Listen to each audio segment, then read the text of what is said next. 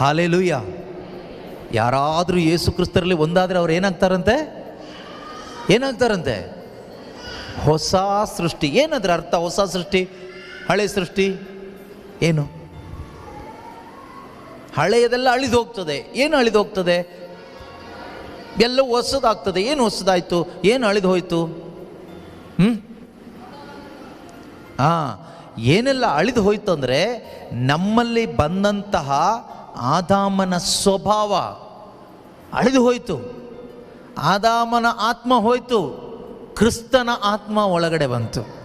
ನಮ್ಮ ಒಳಗಡೆ ಇದ್ದಿದ್ದು ಆದಾಮನ ಆತ್ಮ ಅಂತ ಹೇಳುವಾಗ ಪಾಪದ ಆತ್ಮ.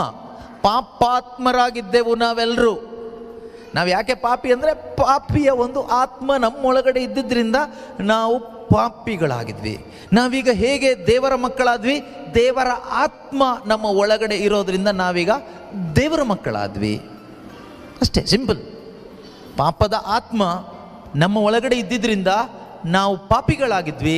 ಈಗ ನಾವು ದೇವರ ಮಕ್ಕಳು ಹೇಗಾಗ್ತೀವಿ ಅಂದರೆ, ಯೇಸುವಿನ ಆತ್ಮ ನಮ್ಮ ಒಳಗಡೆ ನಾವು ಸ್ವೀಕಾರ ಮಾಡಿದಾಗ ನಾವೇನಾದ್ವಿ?